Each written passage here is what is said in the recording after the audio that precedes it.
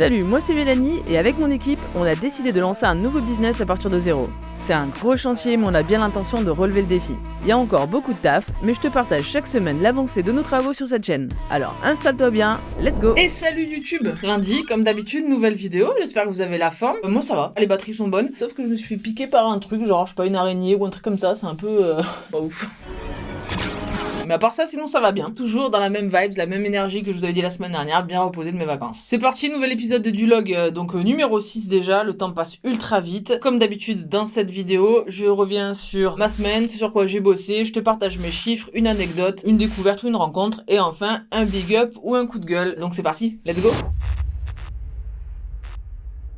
Avec mon équipe, on a l'habitude de faire un bilan chaque mois, où chacun, dans nos compétences respectives, on va venir présenter en fait le bilan de ce qui s'est passé pendant un mois, que ce soit au niveau technique, au niveau développement, que ce soit au niveau de la relation client, que ce soit au niveau growth. On va venir en fait présenter les hypothèses sur lesquelles on a travaillé ce mois-ci, est-ce qu'elles ont été dérisquées ou non, et on présente notre plan d'action pour le mois suivant. Donc ça fait à peu près 6 mois que j'ai mis en place cette méthode, et franchement c'est plutôt bien parce que ça permet d'avoir un point d'étape chaque mois, où chacun peut dire où il en est, et ça évite en fait d'avoir de la désinformation et que tout le monde avance au même niveau. Et même si on est une petite boîte, je trouve ça hyper important parce que ces moments-là, en général, ce sont des bons moments aussi qui, à l'issue de ces bilans, provoquent des échanges et très souvent on prend des décisions stratégiques tous ensemble à ce moment-là. Et cette semaine, c'était un peu douloureux pour moi parce qu'en fait, en tant qu'entrepreneur, tu dois te reconnaître dans ce que j'ai vécu. J'ai dû prendre la décision d'abandonner quelque chose qu'on avait fait. Je te remets un peu dans le contexte. Donc, comme on développe un logiciel pour aller chercher des témoignages clients en vidéo, notre métier, en fait, c'est de créer le logiciel le plus performant pour t'aider toi en tant qu'entrepreneur à aller chercher un témoignage de tes clients. Et on s'est rendu compte, en fait, qu'il y a une partie de notre logiciel et pas une petite partie, une partie significative, très importante, qui ne fonctionne pas bien. C'est-à-dire qu'elle fait le job d'un point de vue technique, mais elle ne permet pas d'atteindre les résultats que l'on attend. Et en fait, je me rends compte que c'est pas bon. C'est nul! C'est pas très agréable comme sensation, parce qu'en fait, on a essayé de faire des patchs, des rustines à plusieurs étapes pour essayer de le rendre meilleur, et en fait, je me rends compte qu'à cet endroit-là, ça marche pas, et qu'il va falloir abandonner. En fait, ce qui est compliqué,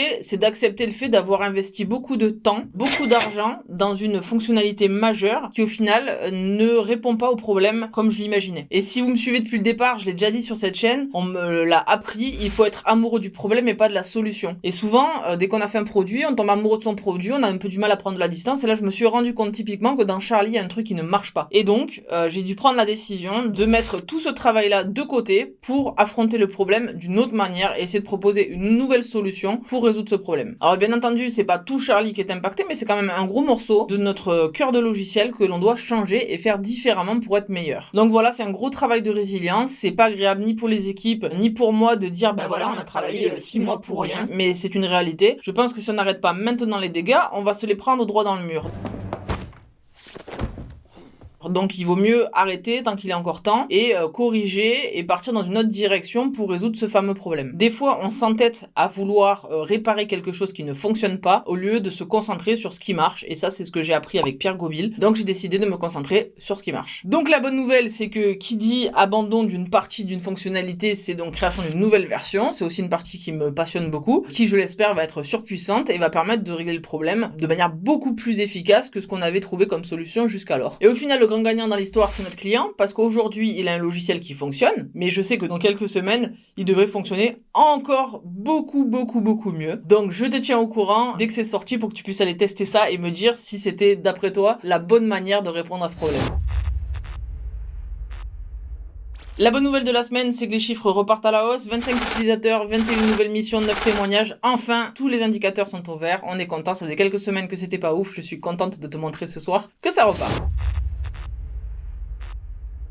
Je t'avais dit que je me lancerais sur Twitch et voilà, ça y est, c'est fait. On a fait notre premier live avec Arthur et Anis.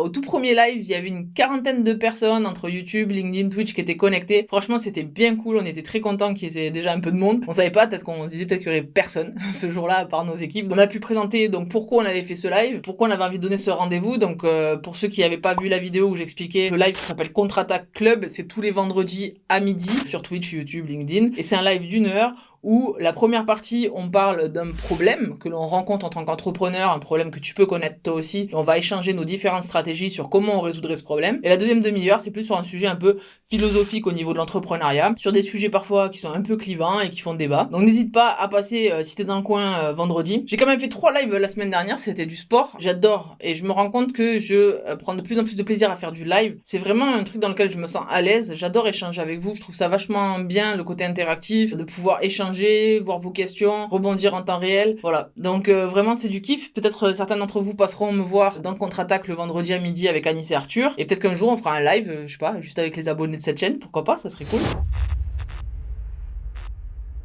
La découverte de la semaine, alors, c'est un logiciel qui a été créé par une start-up française et ça s'appelle Unipil. Je vous raconte l'histoire. Bon, moi, en général, quand on me prospecte sur LinkedIn, j'ai tendance à pas trop regarder les messages. On dirait comme si j'avais un radar, je vois dès le début du message que c'est un message de prospection. Et là, je reçois un message d'un gars qui a créé un logiciel et qui me propose de l'essayer. Je sais pas ce qui s'est passé, j'ai cliqué dessus et j'ai regardé. Et en fait, ça s'appelle Unipil et c'est un logiciel vachement pratique qui permet de centraliser tous tes échanges et tes conversations. Spoiler alert, je ne suis absolument pas sponsorisé, c'est juste que j'ai découvert ce logiciel, que je le trouve cool et je pense que ça peut t'aider. Donc en fait, dans Unipil, le principe c'est que tu vas venir connecter ta boîte Gmail, ta messagerie LinkedIn, ton compte WhatsApp, plusieurs de tes messageries et en fait ça les centralise tout au même endroit. Tu vas pouvoir mettre des tags personnels, professionnels et l'avantage c'est que tu as une seule interface pour gérer tous tes messages qui arrivent de partout. Donc t'arrêtes de switcher entre plein d'onglets pour répondre à tout le monde tout le temps et être dérangé. Ce qui est assez cool aussi c'est que par exemple si tu discutes avec quelqu'un, par exemple imaginons un mail, tu dis ah ouais ça c'est important etc, il va falloir que j'y réponde, j'ai pas le temps de le faire à ce moment là, tu peux directement créer une tâche à partir de ce mail là dans ton agenda. Tu vas pouvoir dire, ce mail-là, il faut que j'y réponde tel jour, je me bloque un créneau d'1/4 d'heure pour le faire, et tu vas voir en 2 clics, tu vas pouvoir créer ta tâche associée à ce mail. Du coup, ton mail disparaît de ta boîte mail, et le jour J, il va venir repopper dans ta boîte mail avec un petit point d'exclamation en te disant qu'il faut que tu le fasses, c'est maintenant que la tâche est prévue. Alors, j'ai pas un recul immense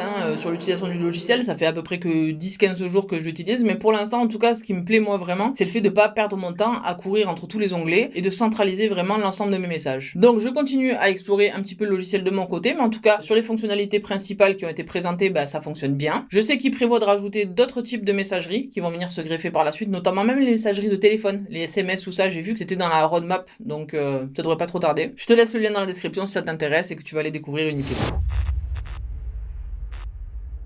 Et le moment en général que vous attendez tous, c'est le big up de la semaine et je l'adresse à vous, abonnés de ma chaîne YouTube. J'ai reçu des commentaires, certes, mais beaucoup de messages privés sur ma boîte mail, dans mon compte LinkedIn, où vous me dites que vous kiffez ce nouveau format, que vous aimez bien l'énergie. Vous m'avez vachement encouragé depuis que j'ai lancé le log. Et ça, franchement, ça me fait un bien fou, ça me donne du carburant pour continuer. Le big up, il vous est 100% destiné cette semaine. Et puis aussi, je voulais vous dire un truc. On m'a toujours dit que si tu veux quelque chose, il faut savoir le demander. Il ne faut pas attendre que les gens le fassent spontanément. Alors, je vais te le demander. Si t'es pas encore abonné à ma chaîne, abonne-toi, mets la petite clochette. Je sais ce que c'est, moi aussi, quand je consomme du YouTube, je mets pas forcément le pouce en l'air, je mets pas forcément un commentaire, et pourtant, je consomme le contenu. Alors voilà, je te demande de faire ce petit effort-là, ça m'aide pour le référencement, ça m'aide à me faire connaître et à attirer d'autres entrepreneurs à découvrir cette chaîne. Et d'ailleurs, si tu connais des entrepreneurs, tu peux aussi directement leur partager le lien de ma chaîne, en leur disant qu'il y a une petite meuf de la tech dans le sud de la France, qui est pas mal, et qui fait des super vidéos tous les lundis, que ça devrait les intéresser. Voilà, sur ce, je vous souhaite une très très bonne semaine, amusez-vous bien, travaillez bien, et on se retrouve lundi prochain, 18h42, pour un nouvel épisode du log. Allez, ciao!